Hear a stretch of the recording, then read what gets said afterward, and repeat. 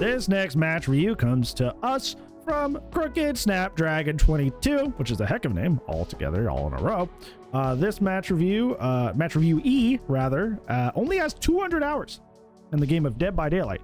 So they relatively do not have a lot of hours in the game of Dead by Daylight. I don't expect most people to have most of the fundamentals of DBD down pat, around 1K. So you're a little bit behind that, meaning that there may be some things like having quick chases, patrolling your gens that you're not quite good at yet because you just don't have kind of the muscle memory for it, and that's totally fine.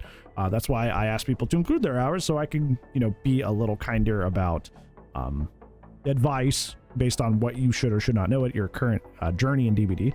You are playing the Xenomorph, good person to ask for that. I wrote the guide on the character and everything. In terms of the character's power, they are upper B tier in the hands of a player that understands them really well. Most of the time they're going to be like mid B-ish, give or take.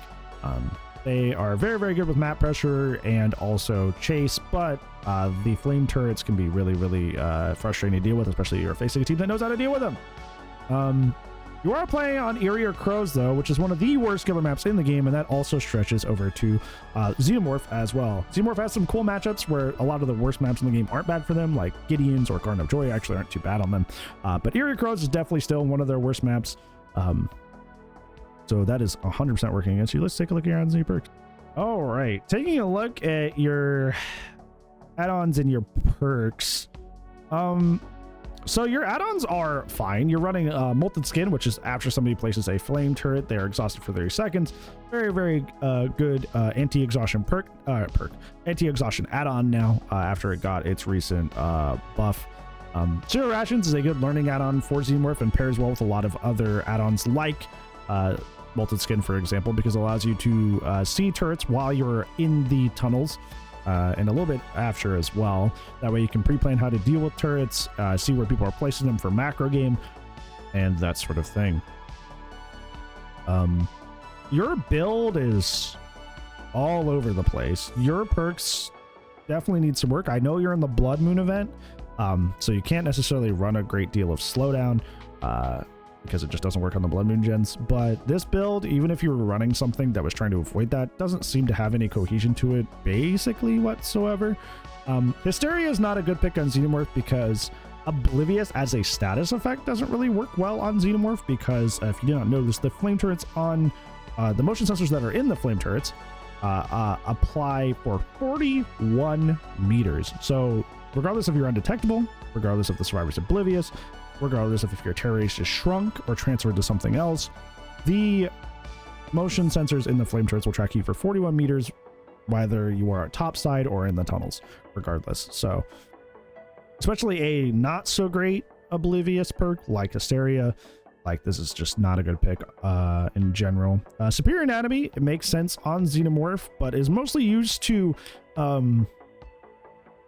synergize with self-destruct bolt, but you don't have that add-on on, so you just kind of have Superior Anatomy without the add-on that typically synergizes with it. Dead Man Switch is typically one of Xenomorph's best slowdown perks because your ability to force people off gens and that sort of thing. Oh, the Santa Claus, thank you so much for the follow. Hopefully I've been a good boy this year. Thank you, I appreciate that. But in the Blood Moon event, all survivors have to do is one normal gen, and then they can do the rest as the blood gens, and those don't get affected by slowdown at all, including Dead Man Switch, so that's a bad pick specifically for this mode. And then you have Dissolution, which is also kind of a completely redundant perk on Xenomorph, and that's because Xenomorph actually wants people to get stuck vaulting over pallets, and a lot of time I will leave like weaker pallets down on purpose so I can tail attack people over them. So, because when you're in a locked animation, whether it be dropping a pallet, vaulting over a pallet, you can't move. So you're sitting duck for me to hit you with my tail attack. Dissolution gets rid of this gameplay entirely by just cleaning up the pallet for you when it's actually something that could realistically benefit you. So while your add-on picks aren't bad, your perk picks leave a lot to be desired and will actively be working against you in a lot of cases. So that and in combination with the map, I see playing a fairly large role in why you may have a hard time here. Let's go ahead and play it. If the game needs to be louder, do let me know. Or the video, rather. I think I got it at a good volume, but it may not be.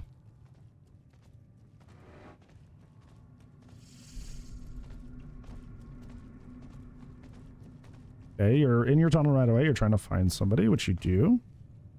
Yeah, just pick one. Go, go.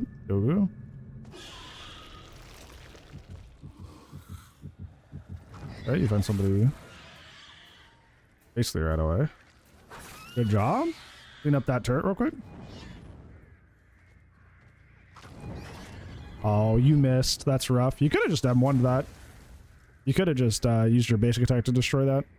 The base charges for Xenomorph are now 125, which gives you enough charges to lunge and break a turret. We're doing pretty alright. We're just doing match reviews. Tell people to get better at the game. That was unfortunate. You have somebody going for a Sabo too, and you knew that was happening. See, this is kind of on you, unfortunately, because you even slugged to call out the Sabo, which was the right thing to do. But for some reason, it was like after you picked up Fong, you're just kind of, oh, I can go hit the Kate, and you kind of like forgot about the fact that Sable had attempted to do that not like 2 seconds ago. But she's, as long as she's not down, she's still probably definitely hovering for that. You found out the hard way. So you should have still have been aware that a Sabo was probably coming, because you already called it out once.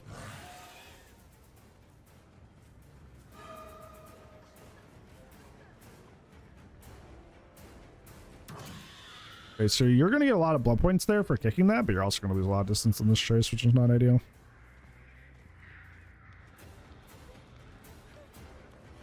Just break this. Okay, she messed up. Usually you just break that. Oh, I see what they're doing. Okay. Oh, don't. Oh, don't. Oh. Oh, that was... Oh, okay. So... If you didn't know, Boil Over, in addition to giving extra wiggle progress, also substantially increases the wiggle bar once you fall a distance while carrying a survivor. So she was baiting you into doing that. So you just kind of fell under plan hook, line, and sinker. The moment you see that little horsey icon appear down at the bottom of your screen, you got to start playing with that in mind. You can't necessarily just be like, oh, well, I'll make it anyways. The very cavalier way of going about this is just going, well, I'll make it anyway. That's crazy. You do. That's wild. You got super lucky. She must have been like 99. Like, you got turbo lucky. Do not do that again. Boil Over is the knockout for Survivor. Former knockout, not current knockout. Like the perk that just exists to be really obnoxious and do nothing else.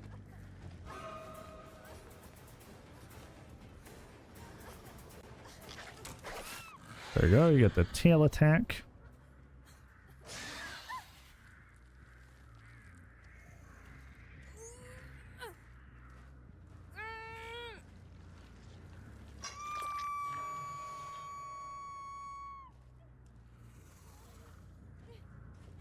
I would go for Sable here, honestly, because she's going to be lurking for... Nice correction. Vault after, use your superior. There you go. She's going to be hovering to Sabo hooks, so if you just get rid of the saver, then you don't have to worry about it. This Kate's Boil Over is individual. It doesn't affect the other players. But she can affect any pickup you have on anybody else. Nah, you didn't have the distance to do that. Even with the old charge time, you wouldn't have been able to get that. The best of pressure you can apply to the survivors is quick chases. Stopping to what I like to call dry kick a generator is typically not worth it. Because you can get more pressure on the map by having survivors down and on hook and forcing other people off gens far away to come get this person than you ever would stopping to kick a generator without any sort of perk applied, which goes doubly so for the Blood Moon event for two reasons. The first one being, like I said earlier, slowdown does not apply to Blood Moon gens, so you will always be only dry kicking these generators. You'll not be applying some sort of perk with it. But also Blood Moon generators, because of the way the blood canisters work, you essentially erase that 5% you did like almost instantly. Like it's even easier to undo the 5%. So I definitely would never recommend dry kicking these unless you have a challenge in this mode. Or you just want points. You're just like, destruction points. Even though that's not a whole lot, so why would you do that?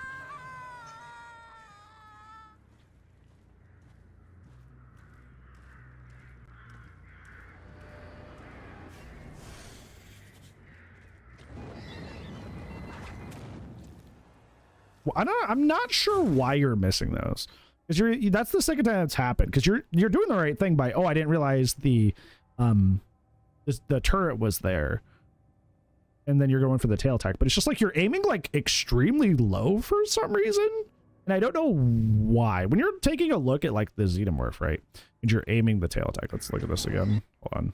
Yeah, everything started. If you're looking at like the center of the screen here, if you're using the tail tip to aim, the center of your screen's like right here-ish. That's why I use the cross icon when I'm talking about in the guide. Because realistically, the hitbox of where the Xenomorph hits is like right here. So you have to account for a little bit of discrepancy when it comes to like the tip being slightly higher than that. And I think you're just kind of like aiming without that. So you're just like aiming extremely low. So that you just keep slapping the ground. We should be hitting the turrets.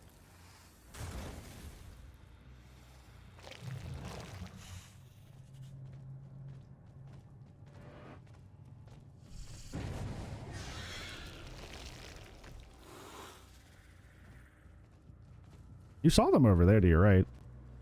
I know it's an unhook and you made him want to be nice, but especially in the Blood Moon event, gens go so fast you kind of can't afford to be nice. Nice.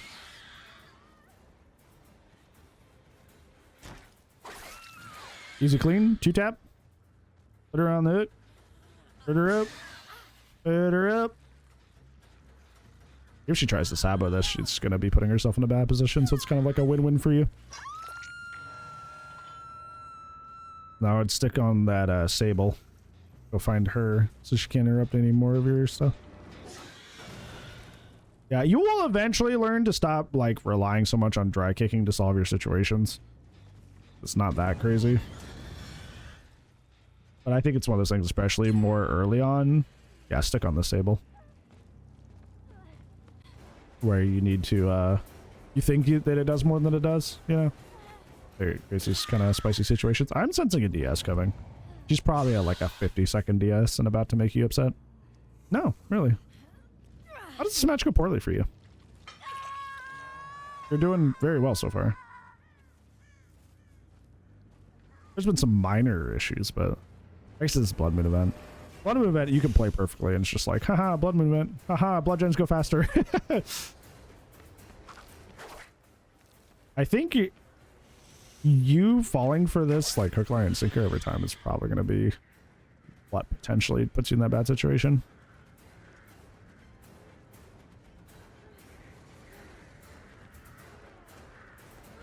Good nurse in the event. That was a good guess. It was just collision kind of wonky. Ooh. Oh, that's good.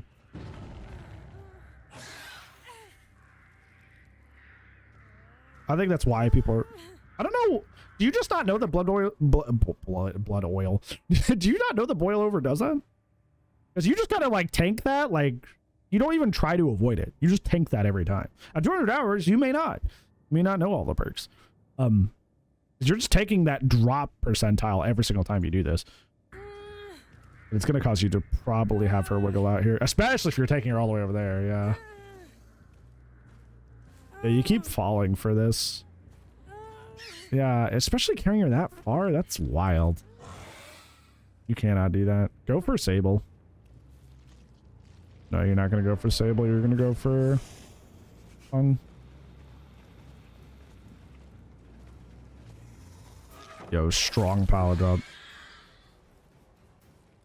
Do I know about the boil over thing? Oh, because this is you. Yeah. That's why you keep just kind of like, oh no, it's fine. Dropping off with them in your hand every single time. That would make sense. That would make sense.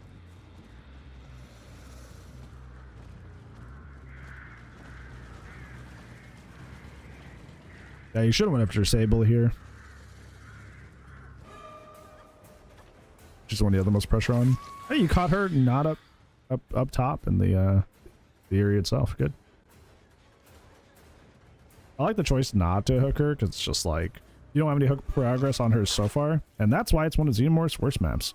There's so many instances of this where the killer's just like, no, you don't get to hit this here. Actually, you don't get to hit this here. That's not going to work. That is too far away. Just wasted that pallet for no reason.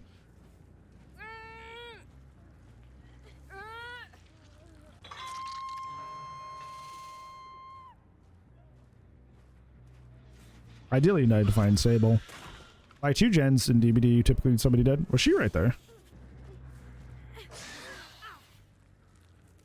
Wonder why she doesn't go for this. Oh, because she has power struggle. I see. That's why. Yeah, you kind of keep falling for the tricks that this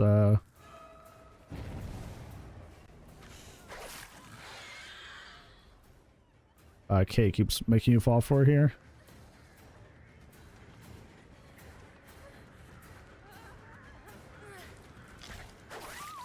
That was risky. You could have hit the wall behind her and ended up not even having the down. I respect it, but also, in terms of teaching you consistency, don't do that again.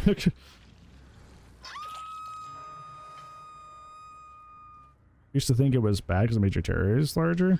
Yeah, it's just funny because it synergizes with other perks that work off based off terrorists too. I like how you know what I'm going for, Mario. Nuke's top 5. This is undeniably a ghost, and I know it 100% sure. But I'll let you decide. Yeah, sure. You know what's funny? Like, everybody always talks about like the grind of content creation and trying to be like I want to be a good content creator, make good quality content. And I'm like, I could just like post other people's ghost videos, pretend they're real, and make bank. It could be that easy. Whenever you pick up and you know there's a flashlight in the game, which you did, you've seen it more than once, you need to look straight up. The fact that you just kind of like stayed facing forward for such a long time after a pickup, this isn't like necessarily a bad thing in the sense of like they're being super sweaty. It's just like you didn't do the counterplay to flashlights literally at all. Like you didn't even attempt it. So make sure you're looking up after you pick up somebody. I see ya. How's it going? You did see Sable though. You should go after Sable. She's your death threat gamer. Hi Cassie, how are you? How's your day treating you?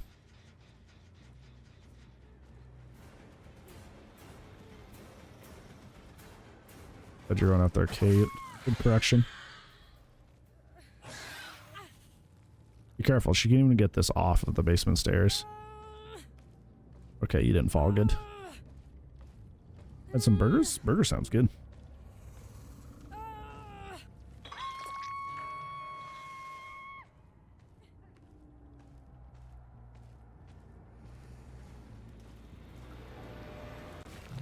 Good job. If you don't know where somebody is, it's always good to get into the tunnels. Much base kit info here. You see somebody coming for the save. Come.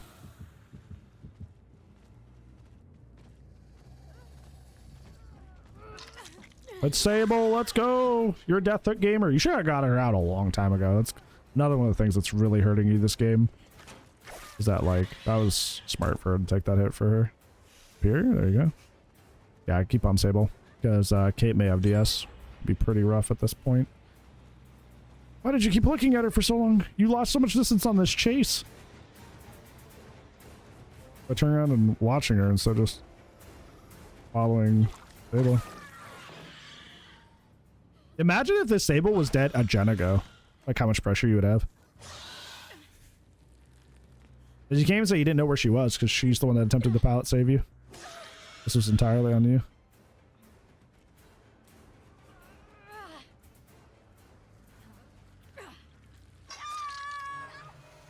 Okay, Kate should be your next target. Ideally. Up here she is. I think Fong may be Death Hook too. I don't think it really matters. Are you sure she is? Be prepared for the pallet save. They're clearly coordinating. Okay, she messed up. It was slow to the draw.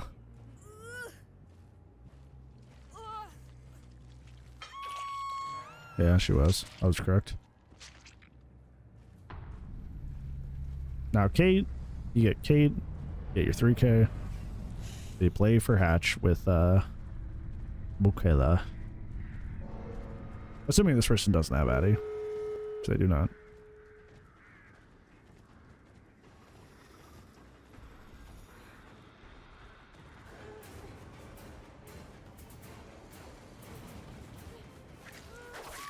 So, should be a 3K for you. Cleared it up pretty well.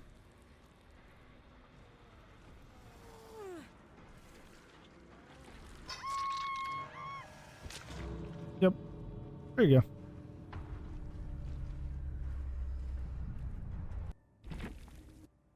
All right, so in terms of your main takeaways, first and foremost, your main issue I was seeing is that you kind of like didn't really put a whole lot of thought into counterplaying the survivors. And I mean this in like multiple ways. When you found out that like Kate had boil over and Sable was going for Sabo and Fung had a flashlight, you kind of just kept playing in a linear way the same way you were before you found that out, and you didn't really implement any sort of like tactics to try and avoid that. Like when you first downed, when you got your first down and you went to pick up, you were like, okay, well, Sable's nearby with the toolbox, and then you chased her off, which was good. But then you got really greedy with the hook, as if like she still wasn't somewhere around with the toolbox to Sabo, which is risky. And throughout the rest of the match, you kind of played this way. You're like, okay, Kate has boil over, but I'm still going to keep picking up at high places, which you didn't know about the drop down aspect, so that's not necessarily your fault. But you still went for really long hooks, which you do know is a part of boil over. And in addition to this, a flashlight you knew about, and then you just kind of picked and didn't look up at any point either. So you're kind of just like playing very unreactively to the way your opponents are playing. So you should definitely play in reaction to the perks and items that you see in play instead of just kind of like autopiloting. So my advice to you to end the first takeaway is to play more reactively to the kind of perks and items that you're seeing, instead of just like kind of continuing to just kind of play the normal way you usually do.